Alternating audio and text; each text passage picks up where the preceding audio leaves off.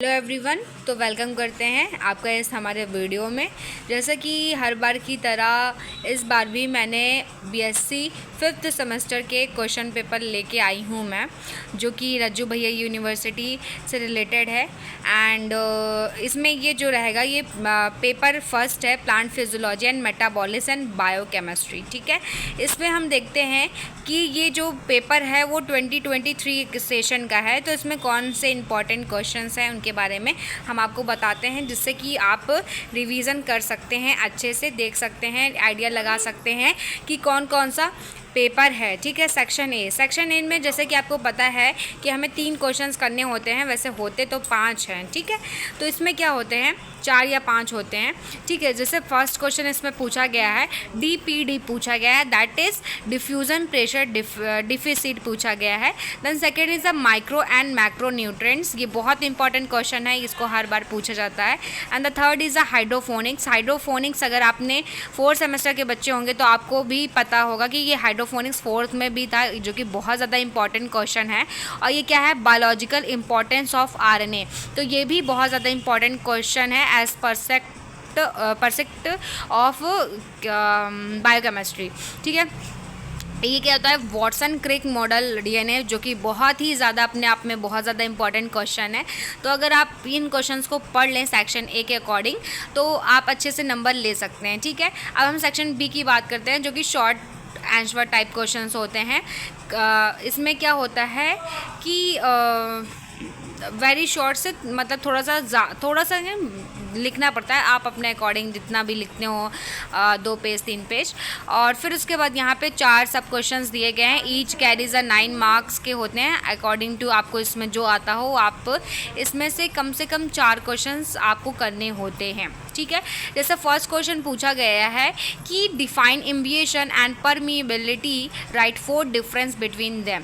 तो इनमें इम्बिएशन और परमिएबिलिटी में डिफरेंस आपको बताना है। देन सेकेंड है क्या है, explain the mechanism of nitrogen fixation, जो कि बहुत ज़्यादा इंपॉर्टेंट क्वेश्चन है, हर बार पूछा जाता है। Discuss the importance of a nitrate reductase, तो इसके बारे में भी आपको पढ़ के ही जाना है।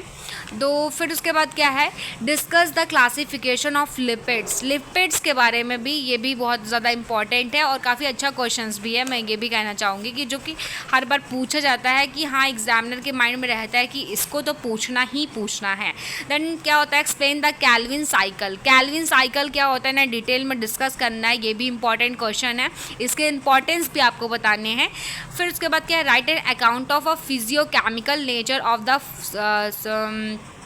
phytochrome and describe briefly the role in a life of plants. ठीक है, then 7 क्या है, what is a seed dormancy, write the cause and suggest methods of removal of a seed dormancy. ठीक है, फिर उसके बाद 8 क्वेश्चन, डिफाइन प्रोटीन्स के बारे में बताना है, discuss the biological function of proteins. अगर आपने पहले ही प्रोटीन्स के बारे में, क्योंकि ये कहीं ना ये जो जब आप पढ़ते हैं सेकेंड सेमेस्टर में, तो उसका सिलेबस 5th सेमेस्टर से थोड़ा बायोकेमिस्ट्री का सेम, क्योंकि यही चीज़ जो बायोकेमिस्ट्री आपने जूलॉजी में पढ़ रखी होती है, इसका भी थोड़ा बहुत आपको बेनिफिट मिलता है, जहाँ का आपका पेपर 1 पेपर 2 होता है। फिलहाल तो ये पेपर 1 है, तो ठीक ही है। अब सेक्शन C, जो कि लॉन्ग आंसर, जिसके सबसे ज़्यादा मतलब आप नंबर जहाँ पे गेन कर सकते हैं अच्छे से कॉपी लिख के। ठीक है, सेक्शन C में क्या होता है, लॉन्ग आंसर टाइप क्वेश्चन होता है, इसमें 4 होते हैं, करना आपको 2 ही होता है। देख लेते हैं इसमें क्या है, explain the glycolysis and also discuss, बहुत ज़्यादा इंपॉर्टेंट क्वेश्चन है, बहुत ही ज़्यादा, हर बार क्वेश्चन ये पूछा जाता है एग्जाम में। ऑक्सीडेटिव फॉस्फोराइलेशन के इंपॉर्टेंस भी पूछे गए हैं। Discuss the anatomical, physiological and biochemical difference between C3 and C4 plants. जिन बच्चों ने पढ़ रखा है उन्हें बहुत ही ज़्यादा पता होगा कि ये क्वेश्चन कितना इंपॉर्टेंट है। देन क्या है, what are the enzymes, how are they named and classified, enzymes के बारे में बताना है, कैसे उन्होंने क्लासीफाइड किया है, what is the their importance in biological system में।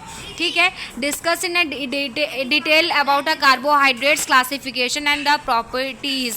तो इसमें आपको कार्बोहाइड्रेट्स के बारे में बताना है, उनके प्रॉपर्टीज़ के बारे में बताना है, उनके क्लासिफिकेशंस के बारे में बताना है। जैसे कि आप देख सकते हैं इसमें मैंने सब कुछ आपको बता दिया गया है, पेपर को अच्छे से डिस्कस कर लिया गया है। अगर आपको ये वीडियो पसंद आई हो तो please like, comment, share and subscribe करना ना भूलें। All the best for your exam.